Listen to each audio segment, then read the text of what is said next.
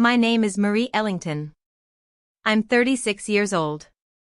And on my 36th birthday, I got the kind of gift that rips your world apart in front of everyone you thought loved you. We were at the Grand Regency Hotel in downtown San Francisco. The rooftop was bathed in golden light, the skyline sharp against the soft hues of sunset. A string quartet played softly in the corner. Waiters floated between tables with trays of champagne. My name was printed in gold cursive on place cards. Everyone I cherished was there, colleagues, friends, family. My husband, Damon, was supposed to be running late because of a medical conference. He always had reasons. I had stopped questioning them. That was my mistake. And then, she stood up. Tessa. My younger sister. In a tight red dress that sparkled just enough to say, "Look at me," but not enough to shout it.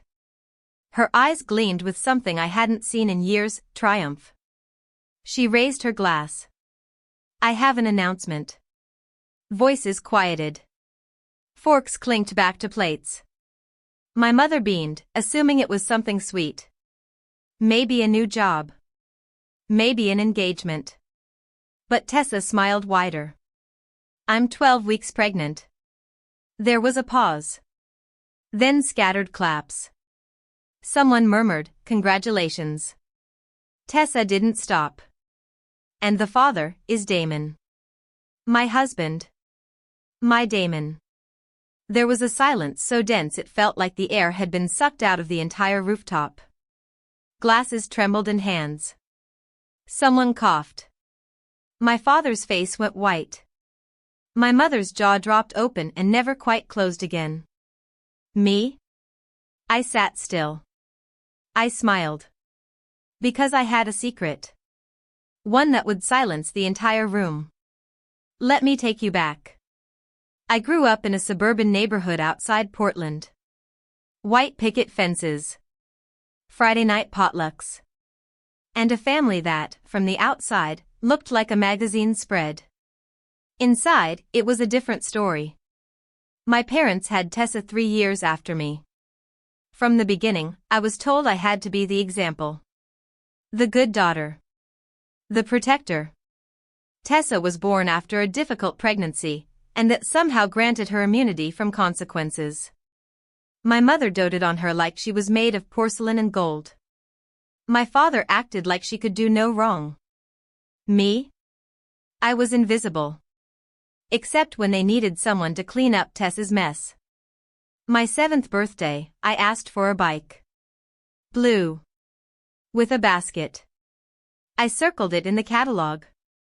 My dad even promised me it. When the day came, the bike was real. It was just rolled out to Tessa.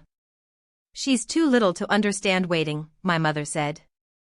"You're older. You can be patient." I nodded. I always nodded. Because the alternative was worse, being called selfish. Dramatic. Ungrateful. At school, Tessa would accidentally take credit for my assignments. If I got a lead role in a play, she'd fake an illness to make my parents miss it. One year, I saved up for a coat from my part-time job. Tessa borrowed it, spilled nail polish on it, and when I cried, my mom said, she didn't mean to. Why are you always making her feel bad? By the time I turned 18, I left home with nothing but a battered suitcase and a list of scholarships that would get me through college. I never looked back. But Tessa, she kept popping into my life. Uninvited. And always just when I was doing well. She showed up at my graduation party wearing the same dress as me. She crashed my engagement dinner, making snide remarks about Damon's boring smile and how he looked like he hated small talk. And I let it slide. Because deep down, I still believed family meant something. When Damon and I got married, it was the first time in my life I truly felt seen. Damon was a pediatric surgeon, calm, brilliant, and kind. The way he looked at me made me feel like I had finally stepped out of the shadows. For once, I wasn't someone's background character. We bought a house in Sausalito with a view of the bay. Damon supported my work as a marketing director. I supported his long hours, his conferences, the times he came home too late to eat. But slowly, the signs crept in. The missed calls. The late-night showers. The scent of perfume on his collar, one I didn't wear. And then, one evening, he slipped up. I was folding laundry. Damon was in the shower. His phone buzzed. A message preview flashed across the screen. "Tessa, I dreamed about you again.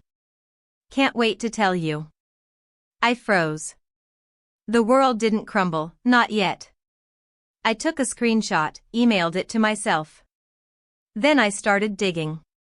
3 weeks later, I had a folder of evidence. Photos. Credit card charges. Apartment lease under a shell company. Weekly visits. OBGYN appointments. I didn't confront him. Not right away. I waited. Because when someone tries to ruin your life, the worst thing you can do is let them see you flinch. So I planned. Down to the second. And now, here we were. My birthday. Her moment. And mine. The projector was already set up, something I told the hotel staff was for a surprise video montage. The USB sat inside my purse like a silent grenade. The moment she said his name, Damon, every head turned to me. Waiting. Watching. Expecting me to cry. To scream. To collapse. But I didn't. I smiled. I stood. Tapped my glass. "Thank you, Tessa," I said, my voice calm but firm. "That is quite the gift. Since we're sharing surprises, I have one too." I walked over to the AV technician. Slipped the USB in. The lights dimmed. The screen came alive. And the room would never be the same again.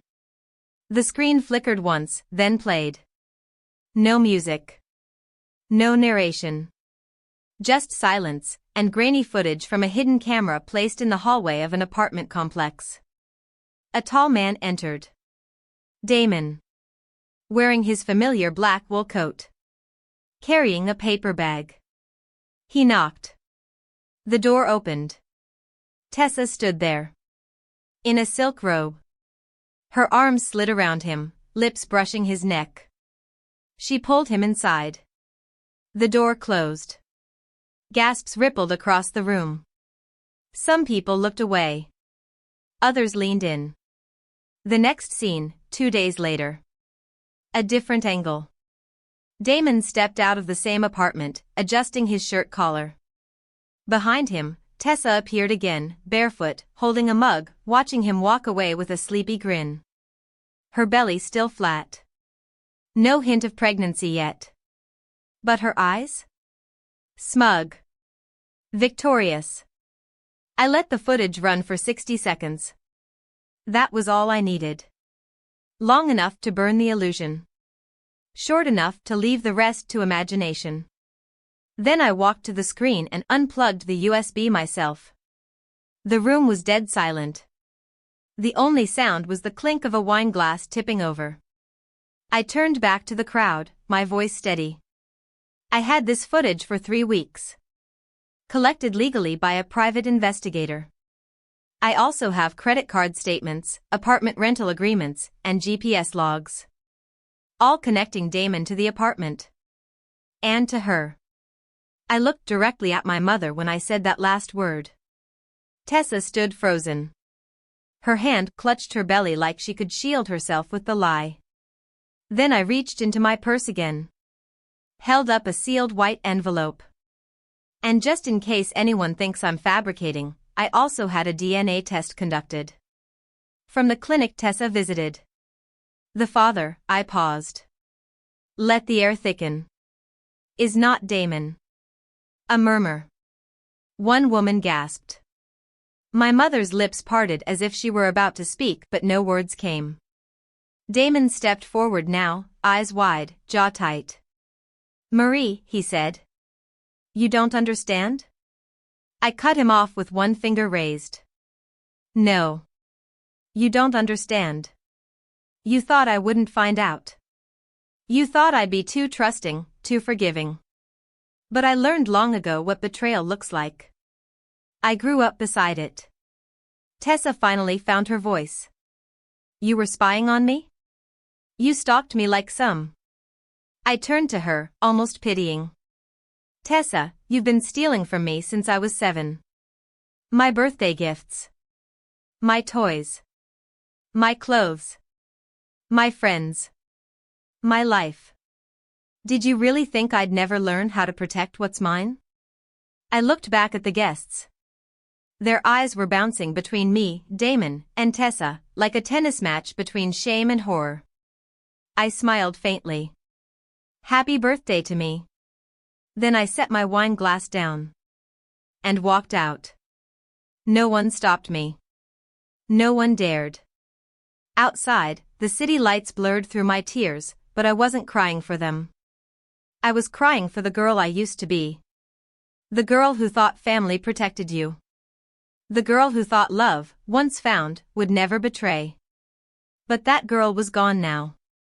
And in her place stood a woman who had finally chosen herself. I didn't go home that night. Instead, I checked into a hotel near the bay and sat by the window until the sun rose. I watched the light move slowly across the water like a silent promise. It's over. It's done. But it wasn't. Not yet. Because I knew my family. And they would come. With guilt. With manipulation. With gaslighting dressed as concern. And they did. The next morning, my phone buzzed with a message from my mother. Can you come home? We need to talk. Not I'm sorry. Not are you okay? Not I can't believe what happened. Just an invitation to return to the same pattern. And for some reason, I went. Not because I owed them anything. But because I needed to see it one last time. The living room hadn't changed. The beige sofa. The framed school portraits. The ceramic angel statue on the fireplace mantel. Tessa and I as kids, smiling in a photo my mother refused to take down, even after all that had happened. My mother sat rigid on the couch. My father leaned against the windowsill, arms crossed, eyes dull. I stood in the doorway, waiting. My mother spoke first. About last night, she began, carefully. I stayed silent. I know it wasn't ideal, she continued. But did it have to be so public, Marie? There were so many people, clients, family, friends. I blinked slowly. Processing. The problem, I said finally, is not that your younger daughter slept with your older daughter's husband. It's that your older daughter didn't keep quiet about it. My father shifted. Marie, he muttered. This has all gotten out of hand. Out of hand? I asked. I found out my husband was cheating on me with my sister. On my birthday. And you're both sitting here like I embarrassed you at a dinner party. My mother wrung her hands. She's still young, Marie. That phrase.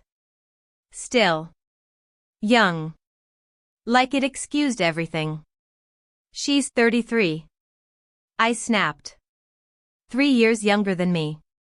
That excuse expired when we turned 20. My voice trembled now, not from weakness, but fury. All my life, I've had to be the one who gives. The one who waits. The one who forgives. And for what? I reached into my purse again and threw a document on the table. DNA test. From Genetica Labs. Not Damon's child. The father is Richard Whitmore. My father's eyes widened. The executive? From her old job? I nodded. The one who was married when Tessa interned there. The one whose wife left him citing inappropriate conduct and an affair with a younger woman. My mother gasped. No. That's not possible. I pulled out a photo. Tessa. Outside Richard's building. At midnight. Hair tousled. Lipstick smeared. Gucci purse swinging on her arm. Possible enough, I said. Silence. My mother began to cry. But not for me. Not for the pain I had endured. She cried for the image. The perfect daughter, shattered. The perfect family, stained. I stood. I'm not here for your tears, I said coldly. I came to give you a chance. To see the truth. One last time. And then I walked out. Not with rage. But with finality. I wasn't their cleanup crew anymore. I was my own person. My own home. And I was done. I didn't cry on the way back to my hotel. There was nothing left to spill. My tears had dried up long before the betrayal reached its peak. Now I was something else, clear, sharp, and oddly calm. Like glass that had shattered and been put back together. Not the same. But stronger in a way no one could see. The next few days passed in a haze. Damon tried to contact me. First, polite texts. Then longer ones that bordered on begging. I didn't reply. Not once. By the third day, he called from a blocked number at midnight. Marie, his voice cracked over the line. I know what I did was wrong. I was stupid. I was weak. I said nothing. I still love you. I finally spoke. You love yourself, Damon. Always have. You just liked how I made you look. A pause. I never meant for it to go this far. They always say that. As if betrayal is a slippery slope instead of a conscious, repeated decision. I hung up before he could finish. Tessa texted the next morning. I know you probably hate me. I get it. But I didn't mean to fall in love with him. It just happened. She added a photo. A blurry sonogram. I didn't respond. Not because I hated her.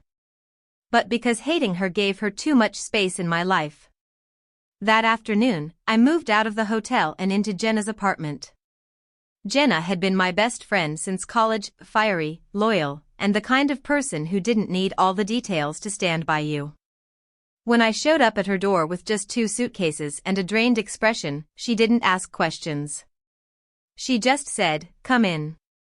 I made lasagna. We spent the night watching old sitcoms and drinking wine out of mugs. You know what I'm gonna say, right?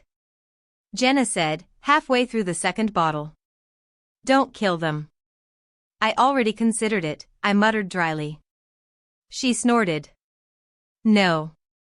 I was gonna say, this is the beginning of something better. I shook my head. It feels like an ending. Same thing, she said. Every ending is a beginning. You just haven't met the next chapter yet. I smiled for the first time in days. Jenna gave me a corner of her apartment, and in that corner, I started rebuilding. Quietly. Carefully. I canceled the joint credit cards. Froze the shared savings. Contacted my lawyer, Patricia Donovan, a woman so sharp and cool she could slice steel with her tone alone. We're filing for divorce this week, she told me after hearing everything. And I'll make sure you walk away with every cent that belongs to you. He will not leave you with dust. I nodded. I don't want revenge. Patricia arched a brow. But you want peace. And you'll only get that if we do this right. She was right. So we did. The papers were filed. Damon tried to delay, tried to play nice, then begged for mediation. I declined. Tessa tried to see me in person. I avoided her. She sent another message, you were always better than me. I guess I just wanted to win something. That one hit differently. Because it wasn't entirely untrue. Growing up, Tessa was the favorite. But I was the strong one. The silent achiever. The one who got things done. Who left home. Who didn't crumble when ignored. And maybe that made her feel small. But instead of growing on her own, she spent years trying to chip pieces off me. So I let her fall. Weeks passed. Jenna's apartment became my sanctuary. I filled her fridge. Did laundry. Took long walks alone. Then, one morning, I walked by a bookstore and saw a sign for a weekend writing workshop, telling the story that broke you. I paused. Then signed up.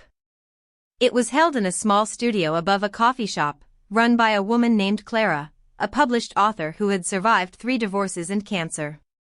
She didn't smile much, but when she did, it felt like sunlight through storm clouds. We sat in a circle. 10 strangers. All broken in different ways. A man who lost his son. A woman whose husband faked cancer to steal money. A teenager who hadn't spoken to her mother in 6 years. And me. The woman whose sister stole her husband, and tried to pass off another man's child as his. At first, I didn't speak. Then, one Saturday, I began writing. And when I read my first paragraph out loud, something shifted in the room. They listened. They heard me. And when I finished, Clara nodded once and said, "You've got a voice that cuts straight through the lie." I started writing every night after that. Not for revenge. Not for attention. Just to breathe. I called the blog From the Ashes. And it slowly began to catch on. Women wrote in. Dozens. Then hundreds.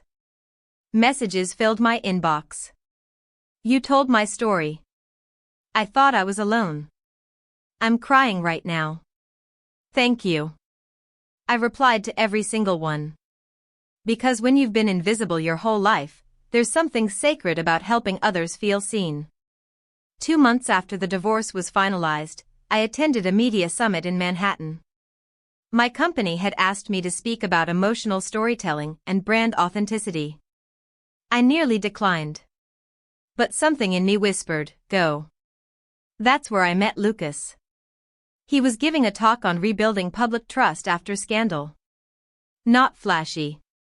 Not loud. But when he spoke, the whole room leaned in. We crossed paths by the coffee cart. He smiled. "I liked your panel." I raised a brow. "Which part?" "The part where you said, authenticity isn't about perfection. It's about scars that healed out loud." I blinked. I didn't think anyone caught that line. He shrugged. "I catch things most people miss." We shared a cup of coffee. No sparks. No flirting. Just ease. And when he asked if I'd like to join him for a walk in Central Park before heading to our flights, I said yes. We didn't exchange numbers that day. But 2 weeks later, he found my blog. Left a comment under my latest post. "I hope you're still writing. The world needs your voice. Lucas." And for the first time in what felt like forever, I smiled and whispered to myself. Maybe this isn't the end. Maybe, just maybe, it's only the beginning. I wasn't expecting to feel again, not like this. After everything Damon and Tessa had done, I had built a quiet fortress around my heart. It wasn't made of stone. No, it was something softer. Like a silk curtain drawn over a once bright window. Light could pass through it, but barely. And yet, Lucas kept finding his way in. He didn't flood my life. He didn't demand to be the center of it. He showed up in small ways, a thoughtful email, a reply to a blog post, a shared podcast link that somehow always aligned with what I needed that day. We began exchanging messages. Then phone calls. Then a long weekend in Boston, where he was consulting for a rebranding project. I joined him for coffee at a local bookstore, and we talked for hours about grief, shame, new beginnings. About how sometimes healing doesn't look like victory, but like survival. He never asked about Tessa. Or Damon. He didn't treat me like a victim. Or a cautionary tale. He just listened. And that? That was everything. One night, while we sat on his hotel balcony with the Boston skyline glittering around us, he asked, "Do you ever wish it hadn't happened?" I didn't even need to ask what it meant. I took a breath. I used to, I said. I used to dream of a rewind button. Of stopping her. Of making him choose me again. Lucas nodded, his eyes never leaving mine. But now? I continued. Now I see it for what it was. A fire. One that burned everything fake out of my life. And I walked through it. He smiled faintly. Still standing. No, I said softly. Finally standing. After that night, we didn't rush into love. We weren't kids. We had scars. But that made us careful in the best way. Lucas reminded me that quiet doesn't mean weak. That love doesn't always shout from rooftops. Sometimes, it simply holds the door open. Meanwhile, Tessa stayed quiet. No texts. No calls. No unexpected "I miss you" messages. I didn't know if she had gone into hiding, or if she was just letting the dust settle. Either way, I didn't think about her much anymore. Until one morning, when I got a handwritten letter. Mailed from Sacramento. The envelope was cream-colored and slightly creased. My name written in soft, slanted cursive. Inside, 2 items. The silver star necklace I had given Tessa when we were children. The one she swore she lost when we were teenagers. And a folded piece of college-ruled paper, my handwriting on it. Don't forget your own dreams. Marie. I gasped. I hadn't seen that in years. It was from a journal I kept in college. The first page.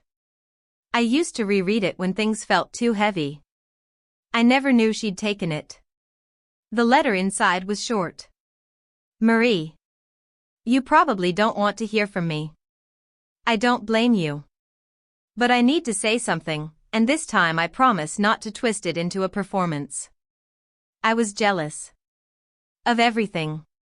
Not because you had more, but because you made less look like enough. Because you always stood tall, even when no one clapped for you. I was the one who needed constant attention, and I hated that your silence was stronger than my noise. I wanted someone to choose me the way Damon chose you. So I took him. Not because I loved him. But because I thought winning would make me feel whole. It didn't. He left me. Of course he did. He said I wasn't worth the mess. And when he said that, I realized. I wasn't even worth the lie. I'm in therapy now. I have a daughter. Lily. And I'm trying every day to make sure she doesn't grow up like me, clawing for affection, confusing chaos for love. I know I don't deserve a place in your life. But I want you to know, I see you now. Not as a rival. Not as a threat. But as the sister I destroyed and never truly understood. Thank you for surviving me. Tessa. I read it twice. Then a third time. And then. I cried. Not for her. But for me. For the girl who had spent so many years making room in her heart for a sister who only took. The letter didn't erase the past. But it did something unexpected. It released me. I realized I no longer needed revenge. Or closure. Or even justice. I had already won. Because I was alive. Because I had rebuilt a life from ashes and shards. Because I had chosen myself. A few weeks later, I visited Sacramento for a speaking event at a local university. And on a whim, I messaged Tessa. Coffee. Tomorrow. 10 a.m. if you're free. She replied in less than a minute. I'll be there. We met at a small cafe near the park we used to play in. She looked older. Tired. Her once glossy hair was pulled back in a loose bun. No makeup. No mask. She was holding a baby. Lily. Brown eyes. Quiet. Curious. Tessa stood as I approached, unsure if she should hug me. I offered a small nod instead. We sat across from each other, Lily in a carrier beside her. The silence stretched. Then Tessa said, "Thank you." "For what?" "For letting me see you again." I nodded. "I'm not promising anything," I said. "I still don't know if I can forgive you." "I know," she said, voice low. "But I had to show up. If not for you, then for her." She motioned to Lily, who was blinking up at the ceiling, fascinated by a spinning fan. "I don't want her to grow up chasing love like it's a prize. I want her to know it's her right. And that means I have to become someone who believes that too." I swallowed hard. It wasn't forgiveness. But it was something close to healing. I didn't stay long. I didn't need to. Before I left, I reached over and gently touched Lily's tiny hand. "She looks like you did," I whispered. "No," Tessa said, smiling faintly. "She looks like us. The way we were before everything." Back in Brooklyn, I stood on the balcony of my new apartment, sunlight on my shoulders, a cup of ginger tea in hand. Lucas came up behind me, wrapping his arms gently around my waist. "Good trip?" "Hard," I said. "But necessary." He kissed my temple. "Still standing?" he teased. I turned and smiled at him. "No," I whispered. "Finally living." It's strange how silence can be more comforting than applause. That's what I thought the night I stood before an audience of 200 women at the Heart and Rise Foundation Gala in New York. It was a charity benefit for women recovering from betrayal, abuse, and emotional trauma. Somehow, someone had found my blog from the ashes, and a few clicks later, I was invited to give the keynote address. Me. Marie Ellington. The woman whose sister slept with her husband and announced it to a room full of family and friends like it was a pregnancy toast. The woman who had once cried silently in a hotel bathroom, mascara bleeding down her cheeks, heart shattering behind lipstick and politeness. Now I stood at the podium, wearing a dress I chose, not one Damon once said looked more polished. My voice echoed in the quiet hall, steady as I told my story. Not every gory detail, but the truths that mattered. "I spent years giving people the benefit of the doubt," I said. Because I believed that love, especially from family, meant giving second chances. But what they don't tell you is that sometimes the people closest to you are the ones who wound you the deepest. And they expect silence. They expect you to carry the burden with grace and never make them uncomfortable with your pain. I paused. People weren't blinking. I was expected to be the strong one. The forgiving one. The one who didn't make a scene. A slight tremble ran through my hands. But I welcomed it. It was part of the truth too. So I made a scene. Not because I was bitter. But because I was finally done performing someone else's version of grace. There was no applause when I finished. Just a deep, reverent silence. And then, a standing ovation that felt like thunder erupting through my bones. After the event, women came up to me in tears. Some hugged me. Some simply nodded. One whispered, "You said what I never could." That night, as I walked back to my apartment, heels in hand and wind tugging at my dress, I felt something I hadn't in years. Peace. Not because everything was perfect, but because I had chosen to stop shrinking. Lucas met me at my door with takeout and a soft smile. We didn't talk much that night. Just shared noodles and laughter. He never tried to fix me. He didn't treat me like a project. Instead, he respected the cracks and let me choose which ones to fill. By spring, From the Ashes had over 70,000 subscribers. I received stories from around the world, teachers, mothers, students, women in boardrooms, women in shelters.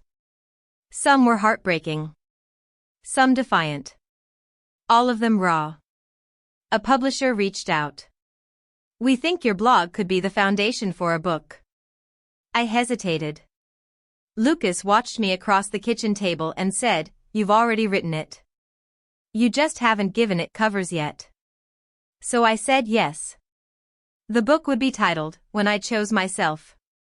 It was never about revenge. It was about recovery. Redefining what love meant when the people who were supposed to love you first taught you how to disappear. One sunny Thursday in June, I received a voicemail from my father. Just his voice. Gravelly. Tentative. "Marie. It's your dad. I know. I don't have much right to say anything. But your mother, she's been reading your blog. Every post. I caught her crying the other day, holding that photo of you and Tessa from your first play. She's not good with words. Never was. But I think she understands now. At least. I hope she does." I didn't call back. Not because I didn't care. But because some wounds take time. And some realizations, even longer. That Sunday, I received a plain envelope. Inside, a card. No glitter. No fancy design. Just 6 words in my mother's handwriting. I didn't know. I do now. Underneath was a photo of Lily, smiling in a park swing, with a note that read, "She reminds me of you." I kept my distance. But I no longer burned with anger. I had created my own world now. A world where my worth wasn't decided by favoritism, silence, or manipulation. I wrote. I spoke. I helped other women reclaim their power. And one day, while cleaning out my inbox, I received an email from Damon. Subject, "I'm sorry." I opened it. Read it once. Deleted it. Not because I didn't want closure. But because I didn't need it anymore. His words couldn't rewrite the story I had already taken control of. Later that year, Tessa sent another letter. She wrote about therapy. About raising Lily on her own. About learning what real accountability felt like. But this time, she didn't ask for anything. She didn't ask for forgiveness. She simply said, "I hope one day, Lily gets to meet the woman I spent my whole life trying to be. You." I sat on the balcony that night, Lucas beside me, city lights flickering below us like 1,000 quiet promises. I held the letter in my lap. And I whispered to no one in particular, "Maybe someday." Then I rested my head on Lucas's shoulder. And we watched the sky. Together. By the time my book launched, I had already grieved the version of myself that thought love meant endurance. When I Chose Myself hit shelves with little fanfare. No book tours. No media blitz. Just a quiet drop into the world, like a message in a bottle finally finding shore. But what happened next? It was more than I could have imagined. Emails. Comments. Letters from strangers who had never been brave enough to tell their own stories until they read mine. A retired school principal in Ohio. A 19-year-old girl in Malaysia. A 55-year-old mother of 3 escaping a narcissistic husband in Georgia. All of them said the same thing in different words. Thank you for saying what I couldn't. Lucas bought the first printed copy. He didn't say much, just placed it on our nightstand next to my side of the bed and said, "Your voice, finally bound in something permanent." I held that book in my hands like it was a piece of me stitched back together. Not a perfect piece. But one that wouldn't break again. A month after the book release, I was invited to appear on a podcast called The Other Side of Silence, hosted by a former therapist turned trauma advocate. It wasn't a flashy show. But the audience? Loyal. Vulnerable. Deeply honest. We spoke for 2 hours. I told the full story for the first time. About Tessa. Damon. The birthday. The video. The betrayal. The years of silence disguised as strength. And then I talked about what came after. How healing wasn't a straight line. How some days I still woke up with the taste of betrayal like ash in my mouth. But also, how some nights I fell asleep feeling full, with purpose, with peace, with self-worth. After the podcast aired, I received a message request on Instagram. From Tessa. The message was short. I listened. Every second. I cried when you said you were finally breathing again. Marie. I'm sorry doesn't even touch it. But thank you for not erasing me. Even when I didn't deserve to stay in the story. I stared at it for a long time. I didn't reply. But I didn't block her either. That was new. That summer, I flew to Los Angeles for a women's leadership conference. I was scheduled to speak on a panel about resilience and the modern woman's voice. When I walked into the hotel lobby, I saw her. Tessa. Holding Lily. She didn't approach me. She just stood there, maybe hoping, maybe waiting.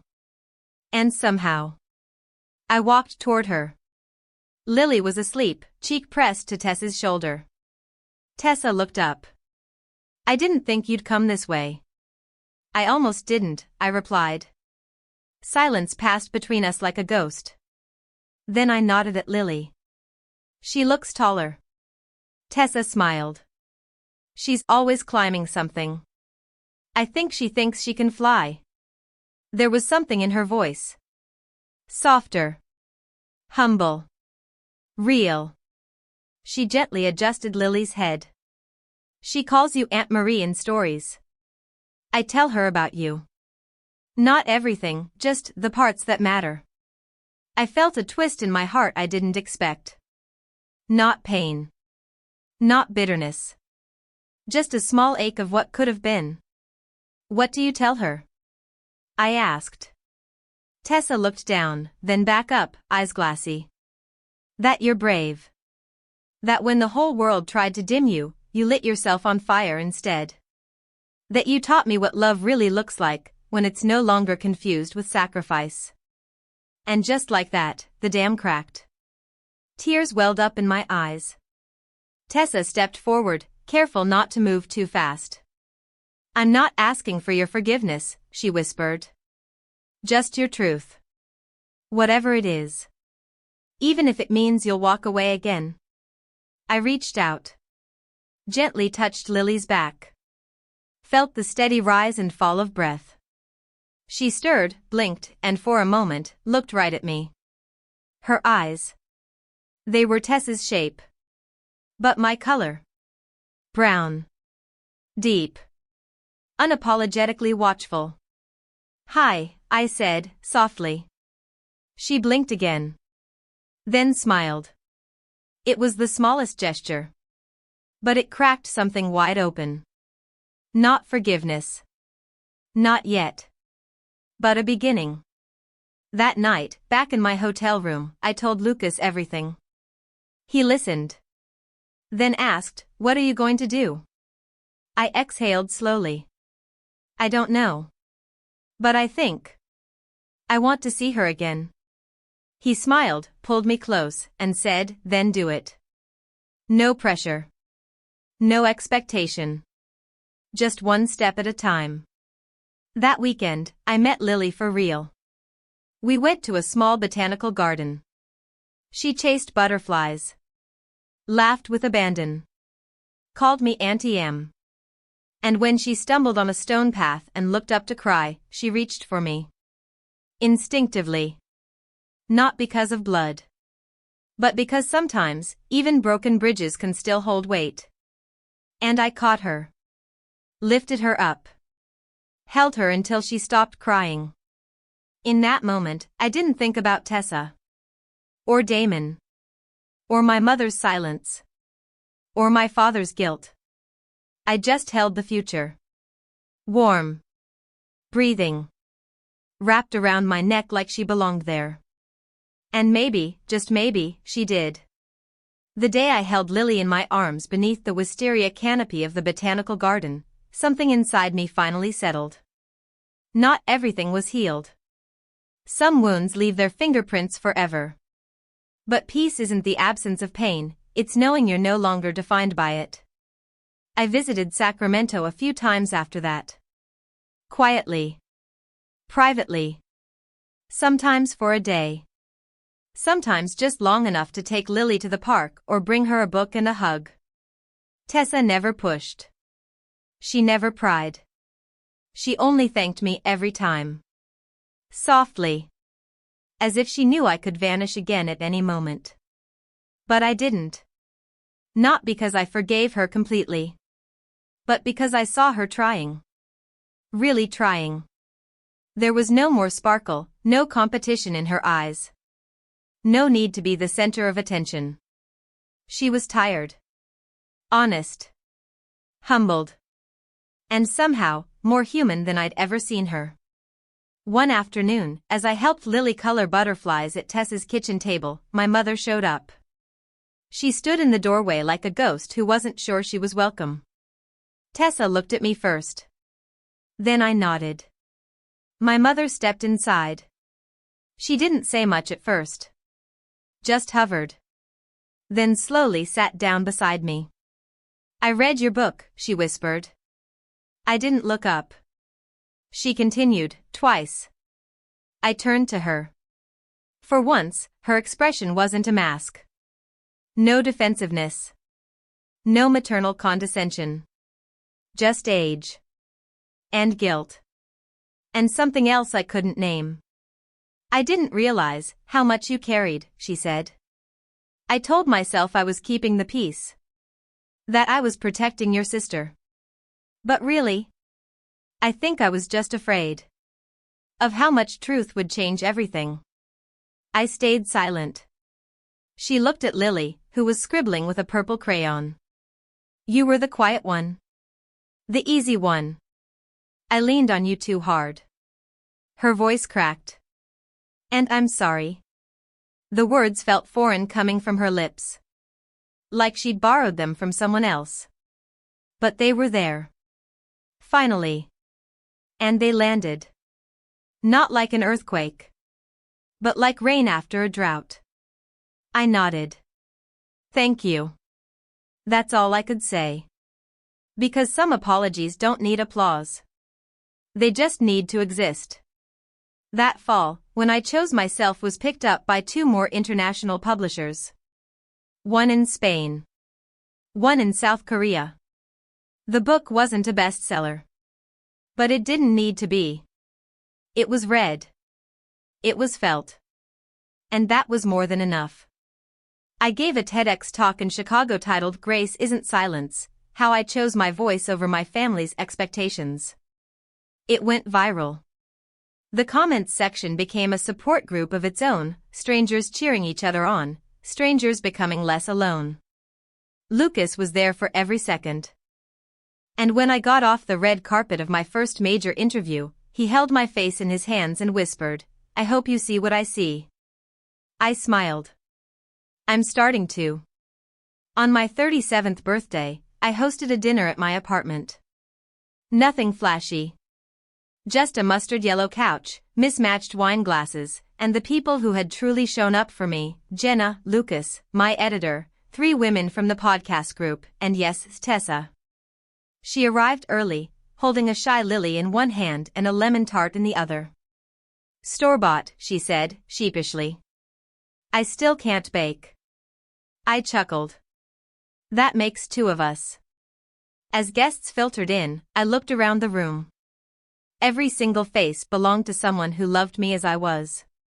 Not for what I could give. Not for the roles I used to play. But because I had become someone who didn't need to be fixed to be worthy of love. There was no tension. No expectations. Just peace. And laughter. And Lily's tiny hand in mine as she dragged me to show her a drawing she made. It was a woman standing beside a little girl, holding hands under a rainbow. That's you and me, she said. You're my superhero. I blinked back tears. Not because of the drawing. But because no one had ever called me that before. Not even I had. Until now.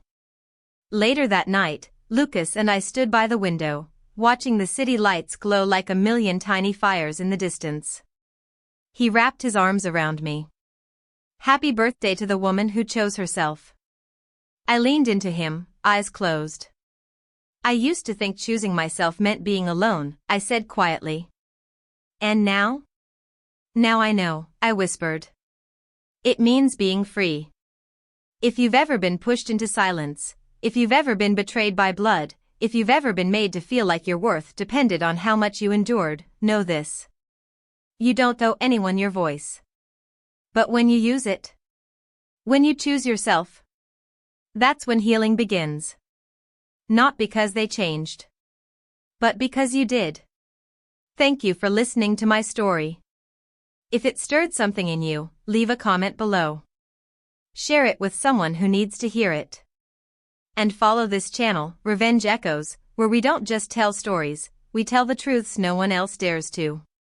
Because sometimes, the most powerful revenge is choosing peace.